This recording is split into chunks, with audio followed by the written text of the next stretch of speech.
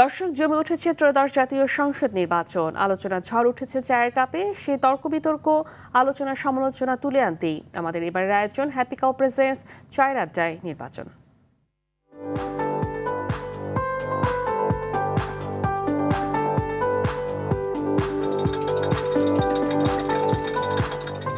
দর্শক, happy cow চায়ের আড্ডায় নির্বাচন এবারে পর্বে আমি সাইফুর রহিম শাহিন আছি আপনাদের সাথে। গনি আসছে নির্বাচন, জমে উঠেছে এর আলোচনা ও সমালোচনা। তাই এবার আড্ডায় উপস্থিত কক্সবাজার ৩ আসনে এলো instant milk powder happy cow, যেমন সাশ্রয়ী তেমনি পুষ্টিগুণে ভরপুর। হ্যাপি কাউ, গরুর দুধের স্বাদ সবাই পাক।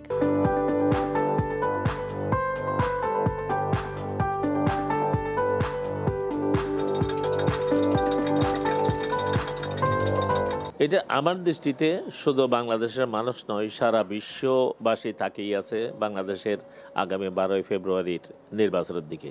নির্বাচনে শুধু বাংলাদেশ নয়, বিশ্ববাসীকে দেখাতে হবে যে আইন মেনে, বিধি মেনে আমরা একটি নির্বাচন অনুষ্ঠান করতে পেরেছি। যে নির্বাচনটা মানুষের মনে গেঁথে থাকবে, সুন্দর একটা নির্বাচন।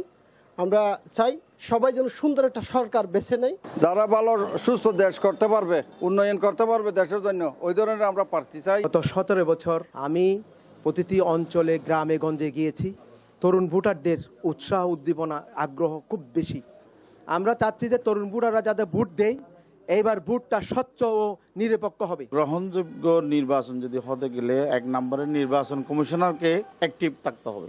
দ্বিতীয়ত হচ্ছে এলাকা পর্যায়ে যারা মাঠ পর্যায়ে নেতাকর্মী আছে তাদেরকে ভালো সুযোগ থাকতে হবে। 3 নম্বর হচ্ছে সাধারণ জনগণ যারা ভোটার আছে, যারা ভোট দিতে পারে, এই ব্যবস্থা তাদের মাধ্যমে করে দিতে হবে, যাতে সুশৃঙ্খলভাবে অশৃঙ্খলা যাতে না হয়।